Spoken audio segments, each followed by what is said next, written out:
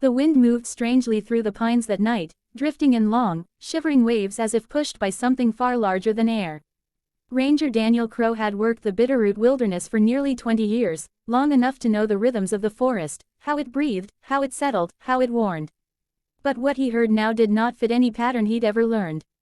It was a low, vibrating hum rising from the valley below him, like the groan of something waking from a long sleep. It made the hair on his arms stand up beneath his jacket.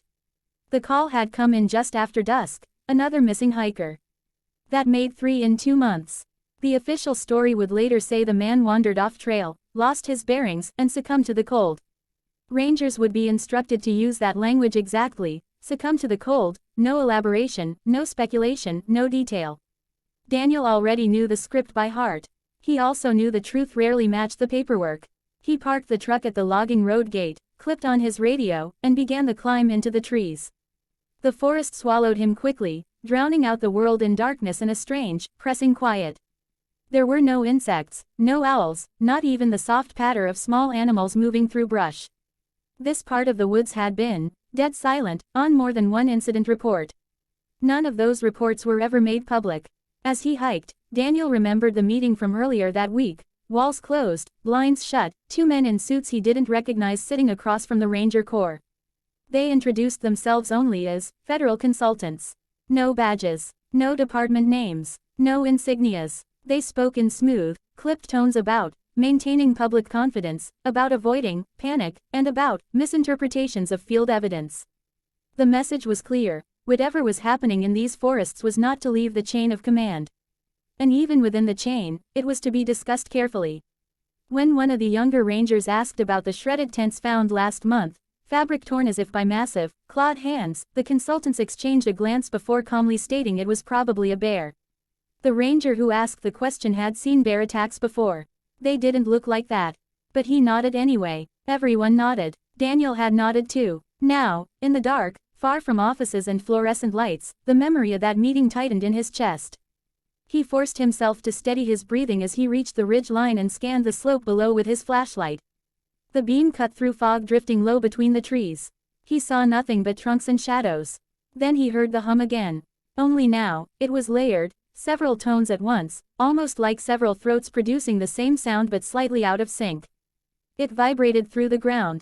It pressed against his ribs. And for a moment he could swear the forest itself seemed to lean away from it. He switched off his light and crouched.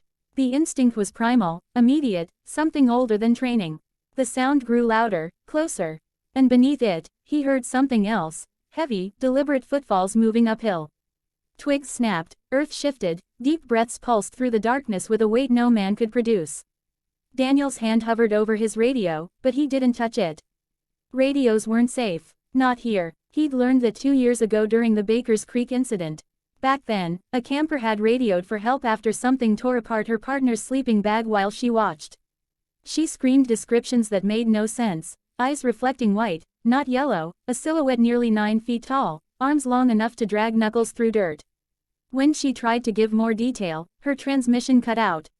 Mid-sentence. Not jammed, not static, cleanly cut. When rangers reached the site at dawn, the woman was gone.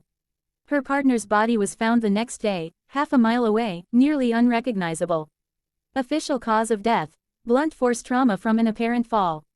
Unofficial truth: no fall could cause injuries like that. And no animal known to science left tracks shaped like the ones they found: massive, human-like, with elongated toes and a broad midfoot. Every ranger who responded had to sign an NDA afterward. Some transferred out of state. One quit the job entirely. The hum deepened, snapping Daniel back to the present. He slowly rose, stepping behind a boulder for cover. The fog thickened as if pulled upward from the soil. The temperature dropped several degrees in seconds. His breath puffed out in pale clouds. Then he saw something move between the trees. At first it looked like a shifting shadow, big, slow, purposeful. But then it stepped into a slant of moonlight, and its outline sharpened. It stood impossibly tall, towering above the undergrowth. Shoulders broad enough to eclipse the trunk behind it. Arms hanging long and heavy at its sides. Its fur was uneven, patchy in places, matted in others, dirt and pine needles clinging to it like a shroud. It walked on 2 legs, but not like a man. Its gait was smoother, heavier, more grounded, each step accompanied by a deep thud. Daniel forced himself not to move. The creature paused, sniffing the air. Its chest expanded with slow breaths that sounded like distant thunder. Then its head turned, suddenly, sharply, towards something deeper in the valley. Another call echoed through the trees. This one higher pitched, more urgent. Not a howl, not a roar, something else entirely. A warning, a summons. The creature answered with a rumbling grunt. Then it stepped forward and vanished into the fog, moving with a terrifying blend of power and silence. Daniel exhaled only when the forest swallowed the last trace of its movement. He should have turned back. He knew that. He should have called for backup, logged the sighting, followed protocol, even if every line of protocol had been rewritten to point away from the truth. But the missing hiker was still out here, somewhere beyond the ridge. And the creature wasn't heading away from that location. It was heading toward it. Daniel swallowed hard and followed. The descent into the valley was steep, the soil soft and damp beneath his boots. Several times he nearly slipped on loose stone. But fear sharpened his focus, pushing him onward. The fog thickened so much he could barely see more than a few feet ahead. He clicked his flashlight back on, the beam slicing through the swirling gray. He stopped abruptly. Footprints, fresh ones, pressed deep into the mud. Human. The hiker had passed this way. But beside those prints were others. Larger, much larger, each one nearly twice the length of Daniel's boot. Toes splayed wide, deep impressions from incredible weight. And spaced far apart, as if whatever made them moved with enormous strides. He knelt down, touched the edge of one. Still warm. A sudden crash of branches echoed through the trees ahead. Then a scream, sharp, raw, human. Daniel bolted forward without hesitation. The scream cut off abruptly, replaced by heavy breathing and the sound of something dragging across the ground. He sprinted through the undergrowth, heart pounding, flashlight bouncing wildly in the fog. He burst into a small clearing, and froze. The missing hiker lay on the ground, back against a fallen log, chest rising and falling in quick, panicked gasps. His clothes were torn, face streaked with dirt and blood. His eyes were locked on something in the tree line to Daniel's left. Daniel turned slowly. The creature stood half-shrouded in fog, its massive frame barely visible. But its eyes, two pale, ghostly reflections, cut through the darkness like cold fire. It wasn't attacking. Not yet. It was watching, studying both of them. The hiker whispered, voice trembling. It followed me, all night. It wouldn't let me leave. Daniel raised his hands slowly, palms forward, trying to appear non-threatening.